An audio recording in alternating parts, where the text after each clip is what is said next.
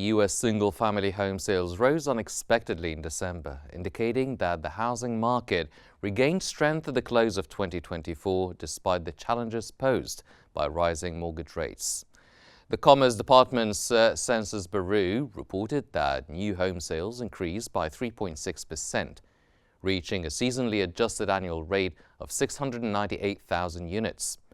November sales pace was revised upwards to 674,000 units from the previously reported 664,000 units.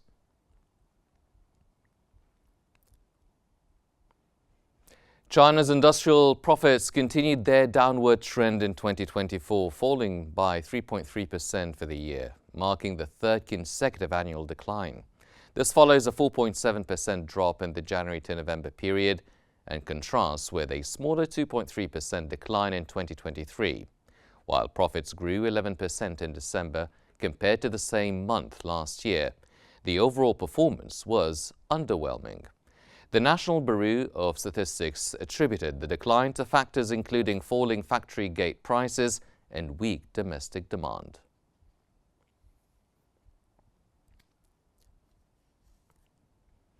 In Europe, Goldman Sachs projects a slowdown in euro area unemployment growth through 2025, with growth potentially falling to 0.05% by the year's end.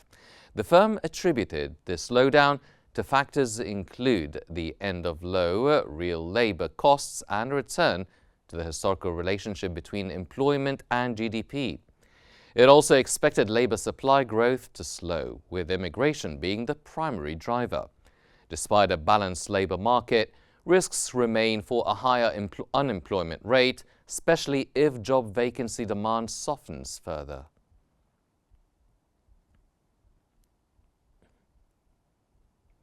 German business morale unexpectedly improved in January, with the IFO Institute's Business Climate Index increasing to 85.1 from 84.7 in December.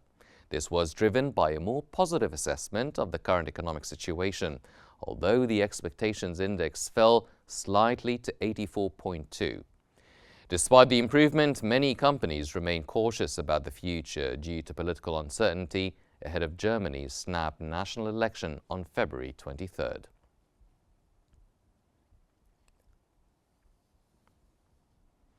The French National Institute of Statistics and Economic Studies has reported that the country saw a 6% increase in the number of startups in 2024, with 1.1 million companies created.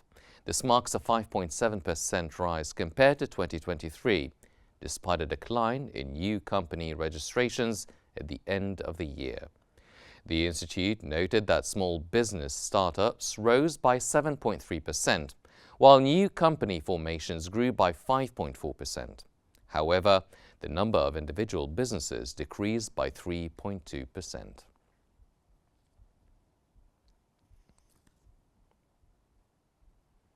The European Union has extended its sanctions on Russia for another 6 months following Hungary lifting its objections after securing energy security assurances. The sanctions, which include trade bans and the immobilization of Russia's central bank assets, aim to deprive Moscow of funding the conflict with Ukraine. Hungary had initially stalled the renewal, citing concerns over Russian gas supply, but agreed after receiving commitments from the European Commission to protect energy pipelines. The sanctions are also critical for financing Ukraine's $50 billion loan, supported by G7 profits from frozen Russian assets.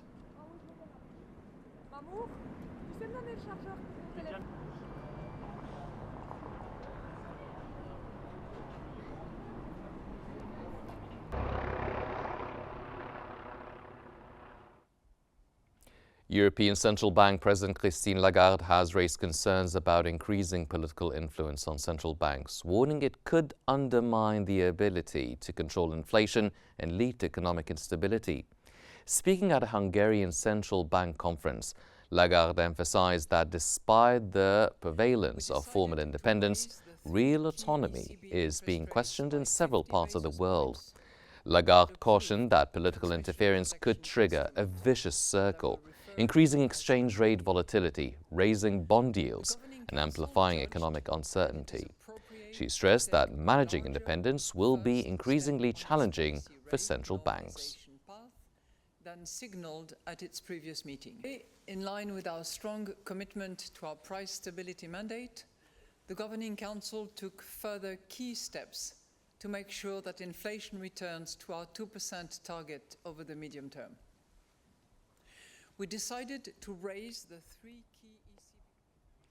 On the same note, Peter Kazimierz, Slovakia's central bank chief and ECB policymaker, has forecast increased conflict between governments and central banks as they grapple with inflation. Speaking in Budapest, Kazimierz noted that finance ministers and central bank governors are no longer aligned, particularly as inflation remains high. He warned that the temptation to blame central banks for inflationary pressures is strong, especially after years of low rates that were once beneficial to finance ministers. As inflation rises, central banks may face greater scrutiny, further straining relations with governments.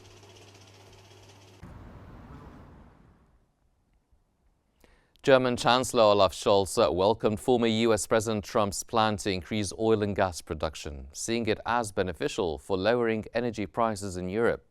Scholz emphasized that the added supply would support Germany's transition to climate neutrality. He also praised the continued expansion of U.S. liquefied natural gas terminals, a policy opposed by President Biden. However, Scholz criticized Trump's withdrawal from the Paris Climate Agreement, calling it frustrating and reaffirming Germany's commitment to climate action. On Trump's potential tariffs on EU goods, Scholz stated the European Union would respond collectively, defending its interests. Ein fröhlicher Vorweihnachtsabend auf dem Weihnachtsmarkt von Magdeburg verwandelte sich in einen unvorstellbaren Albtraum.